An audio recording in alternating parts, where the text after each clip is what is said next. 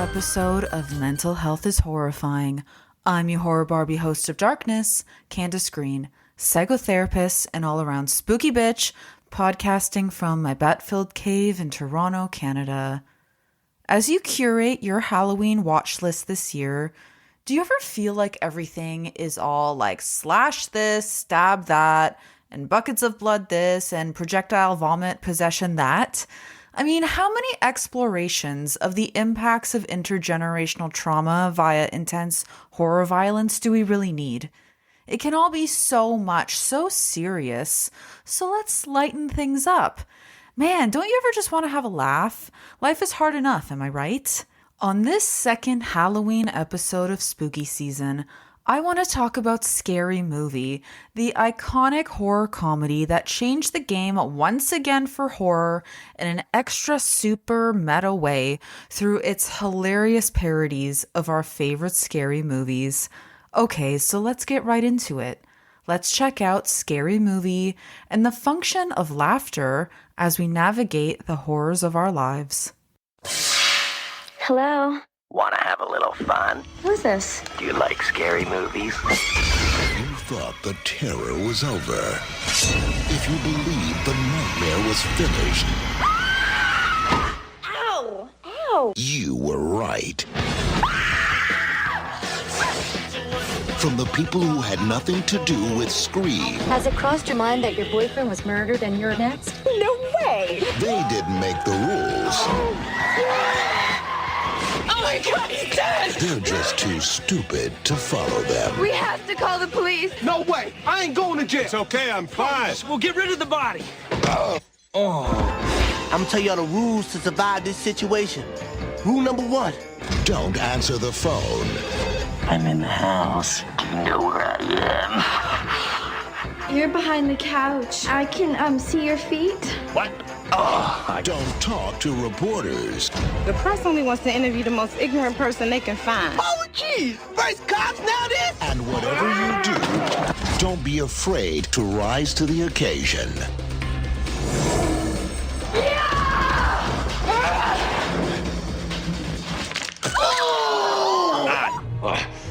Scary Movie. This is awesome.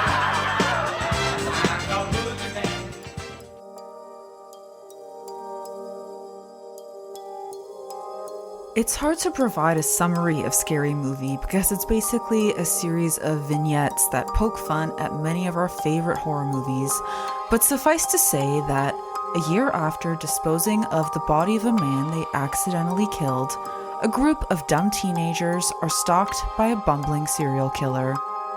Scary Movie is a parody of multiple genres, including the teen horror and slasher genres that rose to prominence in the late 90s.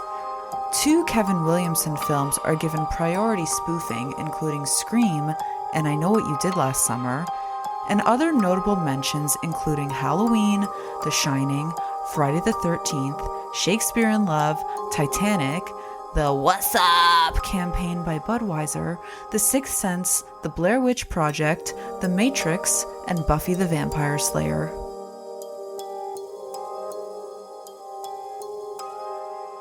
When I started putting my thoughts together for this episode, I started thinking about a movie that came out this year called Clown in a Cornfield. It's a teen slasher about, well, exactly what the title suggests. And a lot of horror fans and critics panned the movie. Now, if you've listened to my podcast before, you know how I feel about horror gatekeeping, and I tend not to pay attention to critics.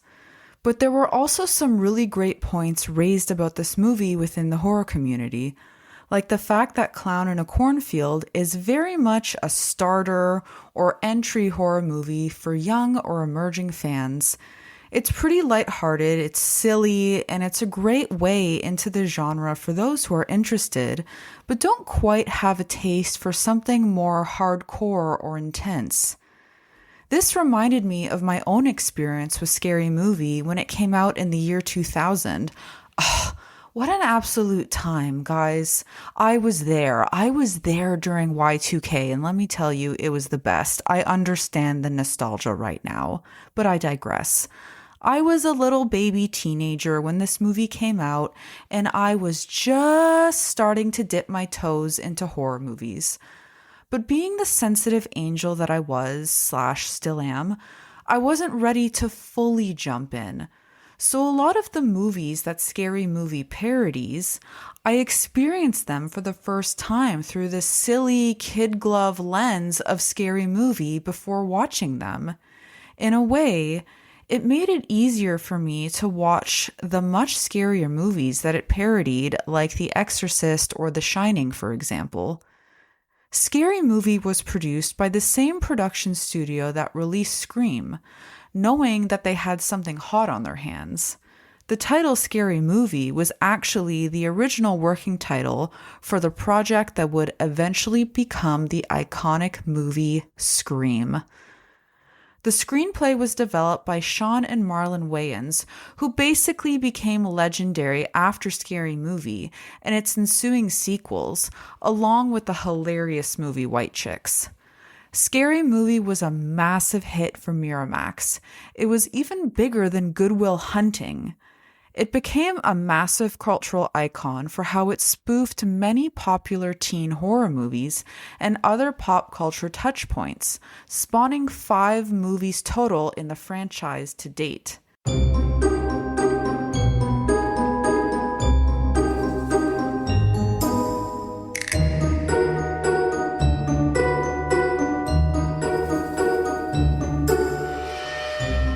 Okay, if you've ever started laughing while telling someone about something horrific that happened to you, you're definitely not alone. I think there can be a knee-jerk judgment around laughing while talking about our pain or trauma, like that's not something we're supposed to do. We're supposed to be very serious and be able to bare our souls authentically with our hands over our hearts and the perfect stream of tears trickling down our cheeks. But my God, is that not the reality of the relationships humans have to their emotions or to sharing them with other people? The fact is, sharing your emotions with other people, even a therapist, can feel really hard, awkward, scary, and it can even be re-traumatizing. The simple act of speaking out loud what you may never have told anyone else or didn't feel like you had the right to can send your nervous system into complete disarray and can trigger a physiological response, causing you to feel like you're right back at the scene of the precipitating incident. Laughter, when presented alongside pain or trauma, is a regulatory function. When laughter accompanies feelings or retellings of experience, this is a sign that an individual has become dysregulated and is engaging in a form of tension release as a way to regulate back to baseline. I like to think of it this way. Imagine telling a really hard story as being analogous to swimming long distance in the ocean. In order to get through it, you swim with your head down as you front crawl, but occasionally, you need to turn your head to the side to take a breath, or else you'll drown. That's what laughter is like when it accompanies pain or feeling. It's needing to take a breath so you can keep going. If you're someone who laughs when you talk about hard things, I hope you don't judge this coping strategy that your body has found. Like all the little ways our bodies try to regulate themselves, a sigh, a smile, a fidget, just pay attention to what is going on and have empathy. It's okay to laugh or take that breath in the long, deep ocean and put your head back down and keep going. Amidst experiences of abuse, trauma, violence, and all pain, really, laughter is a testimony against this oppression. Sharing laughter is so human, like all forms of contact nutrition, including communal eating, singing, dancing, and cackling at the moon. When we laugh together through the horrors, like Scary Movie encourages us to, we are telling ourselves and the world that even though things have been really hard, or we've been abused or violated, that our souls have not been crushed, that you're still here. You can still laugh and experience connection, joy even. Shared laughter builds empathy and creates connection, which is exactly what we need when we are in pain. The creation of connection through laughter is also so critical in building a bridge. When we can start with laughter, it's like testing the waters to see if someone is safe. To begin sharing vast depths of vulnerability with someone can feel quite risky at first. So why not start with something light? Once your nervous system tells you that it feels safe with someone, or just feels safe accessing the feelings associated with a story or trauma, then you can make the choice to bear your vulnerability more fully. But just like using Scary Movie as a teenager as a gateway into horror, laughter builds connection, empathy, and safety before more intensity can be accessed or shared. I have a lot of favorite scenes from Scary Movie, but one of my favorites is the spoof on the intro of Scream 2. In Scary Movie, Regina Hall plays the role of Jada Pinkett Smith from Scream 2, where she goes into the movie theater to watch Stab and is very violently murdered by Ghostface. Regina Hall is hilarious in this scene, where she obnoxiously talks through the movie, loudly eats food, and even films the screen with a camcorder.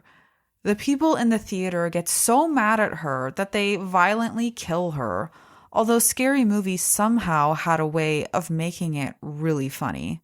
The actual intro to Scream 2 is very terrifying. The whole concept of Ghostface itself is terrifying because it taps into this fear that you cannot trust the people closest to you, who you love and rely on the most. You can't trust your neighbors, and you definitely can't trust the person sitting next to you in the movie theater.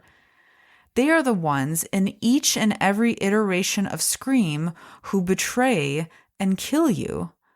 The violence of the intro scene of Scream 2 is really horrific because of that, and also because no one helps her. That part really stays with me, and it certainly upset me a lot more when I was a teenager. But then I saw Regina Hall take on that part, and it made the whole thing feel a lot lighter and safer to access. Now, when I think of that scene and all the frightening feelings it brings up for me around betrayal and lack of safety, I just think about Regina Hall talking on her Nokia-esque cell phone and yelling, "Ooh, I am scared!" as she watches Shakespeare in Love. Sam, this is some scary shit. Oh, I am scared. Oh.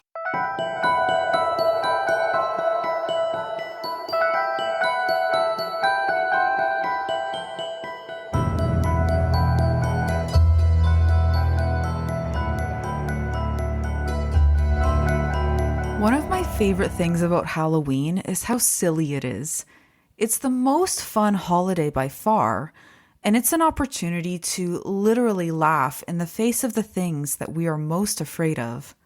At Halloween, we are engaging with fear quite a bit, and we have so much fun with it. We have made an entire holiday celebrating fear, and it's no coincidence that it's also one of the most joyous, silly, and accessible holidays.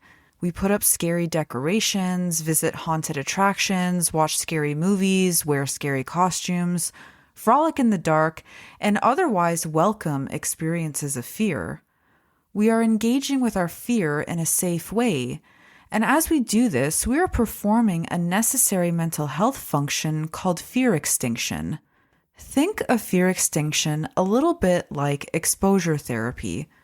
Through repeated and gradual exposures to fearful instances, we are able to process or habituate to the emotional arousal triggered by the fear. Of course, one of our greatest fears as a society is death, and most horror movies explore this fear thoroughly. Scary Movie certainly does. At Halloween, we are practicing how to become less afraid of death through fear extinction and being repeatedly exposed to the idea of death. It seems, in fact, that we turn towards our fear in times of hardship. One of my favorite examples of this is the movie Contagion, a movie about a pandemic that kills millions of people around the world. This movie originally came out in 2011, but during the height of the COVID-19 pandemic, it shot up in popularity and held a top 10 spot in the iTunes rental chart. The popularity of horror overall during the pandemic shot up above any other movie genre.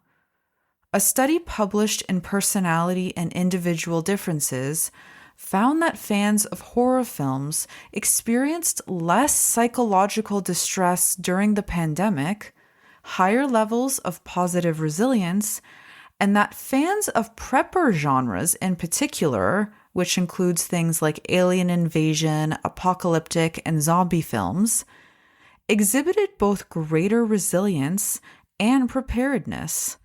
So, being able to explore fear in a safe way, like through Contagion and also Scary Movie, helps our fears to dissipate.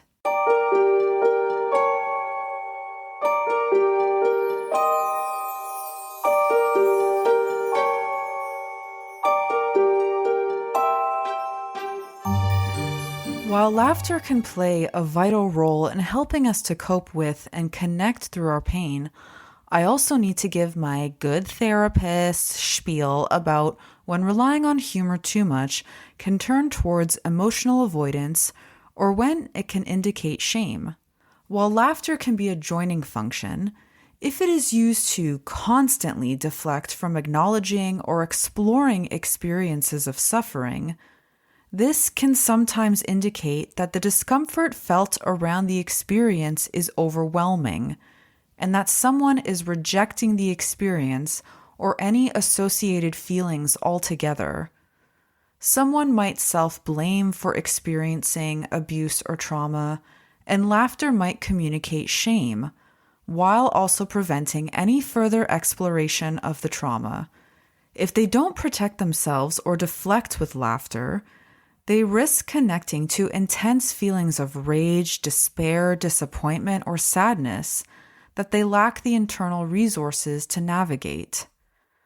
Noticing laughter alongside trauma may also tell us something about family of origin experience. The inability to access or express specific emotions may be the inevitable byproduct of either having feelings trivialized, learning that emotional expression was unsafe, or a way of maintaining a connection to a caretaker who betrayed or violated them. The laughter might represent an internalized "it wasn't that bad" feeling, which is an indication of overwhelming shame that is disconnecting someone from their emotions and ability to testify against their suffering. Laughter is also a way to ward off empathy from others if accepting the empathy of others feels foreign or like it is a true acknowledgement of your pain. If you notice that laughter is overtaking any exploration or acceptance of trauma or sharing of your feelings, pay attention to this and try to be curious about when this is happening. Ask yourself, is there at least one safe person that it feels like you can talk about your feelings with? Titration is really important in beginning to work with disavowed shame and trauma, meaning that you kind of take baby steps forward or even 2 steps forward, 1 step back. Remember, when laughter accompanies pain, it is an indication that your nervous system is overwhelmed. So just pay attention to that and don't judge it. Your nervous system is trying its best to protect you, but it's been traumatized too. You might need to start talking to it gently and telling it that it's okay to move forward slowly and that you don't have to dwell in sarcastic jokes forever as a way to protect yourself. The only way our silly little neural pathways learn to change is through experience, So it's important to take baby steps through your laughter and towards the horrors. A tarot card that I have chosen that I associate with Scary Movie is the Page of Cups. Every time I pull this card, I laugh because it's so silly. This page is wearing a very silly hat and they're holding a fish in a cup. Who holds a fish in a cup like that? Because it's so silly, and this person looks like they have no idea what they're doing or why they're there or what's going on. It evokes this sense of youthfulness and whimsy that can feel really important when we're navigating hard stuff. It always makes me think about this idea that if we're having a hard time getting our point across, or we need to get it across in a different way, that we might need to try a different way of communicating. I love this for Scary Movie because it is a totally different way of communicating horror, and even bringing this medium to an entirely new demographic of people who may not have felt comfortable previously, and also making hard things easier to digest and more approachable. I don't think there's a single person on this earth who hasn't experienced pain. Suffering is guaranteed in this life, unfortunately, and we all need to take a breath sometimes in order to keep going. We need to laugh, we need to lighten the load, and we need to show each other that our spark has not gone out. Maybe raw dog talking about things is a bit too hard, so why not try another way? Build a bridge with a little joke, or draw a picture, or even pull a tarot card. Words aren't the only way that we process things. There are lots of ways that humans communicate, connect, or process our experiences. So if diving into an issue head on, straight into it, feels way too overwhelming, try another way of communicating so that you can safely navigate the inevitable horrors of life.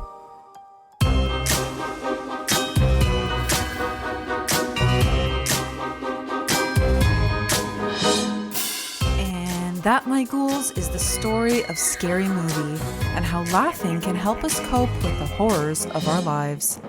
Have you heard that they're making a new one? I mean, in these dystopian times, is it any wonder that we need something as ridiculous as Scary Movie to help us cope? Thank you, Wayans Brothers. Mental Health is Horrifying is entirely researched, written, edited, and produced by me, Candace Green, registered and spooky psychotherapist. If you live in Ontario or Toronto and are interested in psychotherapy with me, I offer both virtual and in-person therapy for final girls who want to make sense out of the guts of their lives. I specialize in grief and trauma and incorporate both tarot and dream work into my practice as tools to delve deeper into fields of psychic terrain. I offer group programs through the Final Girls Club, including this month's feature, Your Halloween Blessings Kit, where you can connect with Halloween's true meaning, legends, and traditions as a pathway back to yourself. Use code IT'sOctober for 15% off any program in the Final Girls Club. You can follow me on Instagram at Mental Health is Horrifying, and you can also learn more about me and my services through my website, ManyMoonsTherapy.com. Or you can also howl at the moon and I will hear your call. Happy Halloween!